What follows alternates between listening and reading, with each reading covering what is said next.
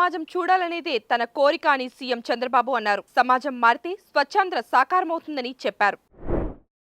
MBA, MCA కోర్సుల్లో ప్రవేశాల కోసం నిర్వహించిన ఏపీ ఐసెట్ ఫలితాలను మంత్రి నారా లోకేష్ విడుదల చేశారు. మొత్తం 23,198 మంది అభ్యర్థులు పరీక్షకు హాజరు కాగా వీరిలో 21,205 మంది అభ్యర్థులు అర్హత సాధించారు.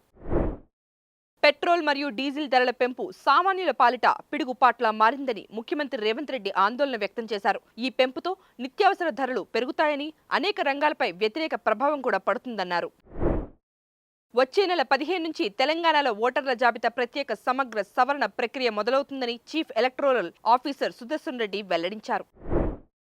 ఇటీవల జరిగిన పశ్చిమ బెంగాల్ ఎన్నికల్లో ఓటమిపై టీఎంసీ అధినేత్రి మమతా బెనర్జీ కీలక వ్యాఖ్యలు చేసినట్లు తెలుస్తోంది. పార్టీలో ఉండాలనుకునే వాళ్ళు ఉండొచ్చని, వద్దనుకునే వాళ్ళు వెళ్లిపోవచ్చని ఆమె పేర్కొన్నట్లు టీఎంసీ వర్గాలు స్పష్టం చేశాయి. విమాన టికెట్ ధరలు సహేతుకంగా ఉండాలని సుప్రీంకోర్టు పేర్కొంది. ప్రయాణికులకు ఉపశమనం కలిగించేలా వాటిని నియంత్రించాలని కేంద్ర ప్రభుత్వానికి సూచించింది.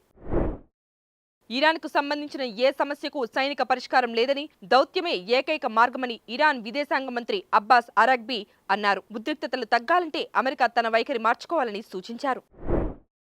తైవాన్ అంశంపై అమెరికా అధ్యక్షుడు డొనాల్డ్ ట్రంప్ కీలక వ్యాఖ్యలు చేశారు. అది తమకు కష్టమైన సమస్యనని వెల్లడించారు. భౌగోళికంగా ఆ ప్రాంతం తమకు చాలా దూరంలో ఉందని వ్యాఖ్యానించారు. కాలీవుడ్ అగ్ర కథానాయకుడు తమిళనాడు సీఎం విజయ్ పై నటి మాలవికా మోహనన్ ప్రశంసలు కురిపించారు. అంత పెద్ద స్టార్ అయినప్పటికీ ఆయన అందరికీ అందుబాటులో ఉండడం చాలా గొప్ప విషయమని ఆవిడ కొనియాడారు. ఐపీఎల్లో Mumbai Indians batting coach Kieron Pollard జరిమానాకు గురయ్యాడు. 4th ఎంపైర్ పై అసభ్య పదజాలం వాడిన కారణంగా అతడి మ్యాచ్ ఫీజులో 15% కోత పడింది. Please subscribe to the channel and download the Politicos app from the links in the description.